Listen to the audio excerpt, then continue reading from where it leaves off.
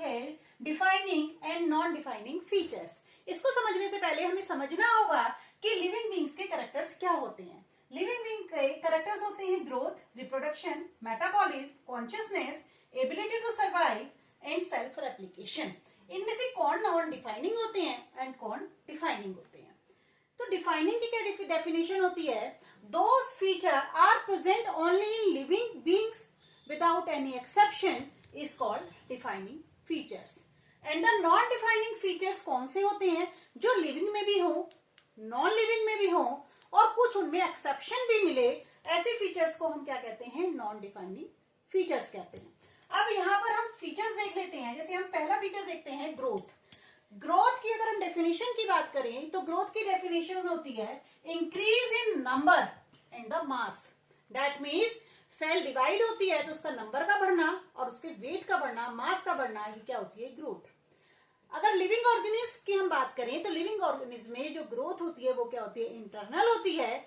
But जो growth है वो नॉन लिविंग में भी होती है और नॉन लिविंग में हमेशा ग्रोथ कैसी होती है? एक्सटर्नल होती है। नॉन लिविंग में कैसी ग्रोथ होती है?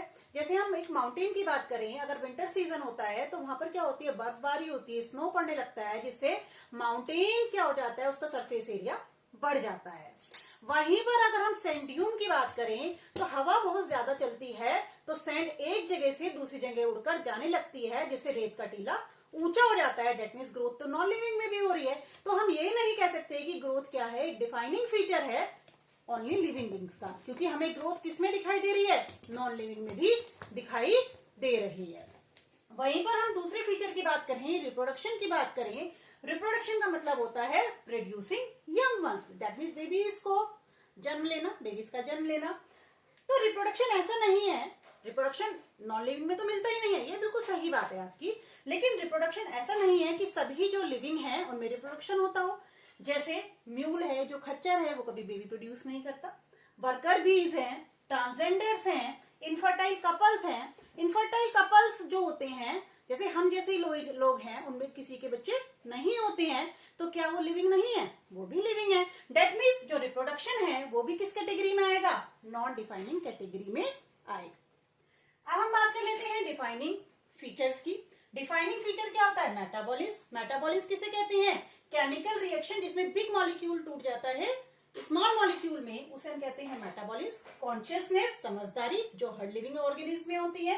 एबिलिटी टू सर्वाइव, मतलब अडेप्टेशन। गर्मी हो रही है तो हम फैंस को ऑन कर लेते हैं, एसी को ऑन कर लेते हैं। वही विंटर्स होती है तो क्या करते हैं? हम स्वेटर पहन लेते हैं। डेट मीन्स ये एबिलिटी किसके अंदर होती है? सभी लिविंग्स के अंदर होती है।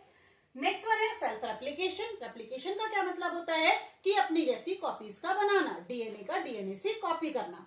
तो these are the defining characters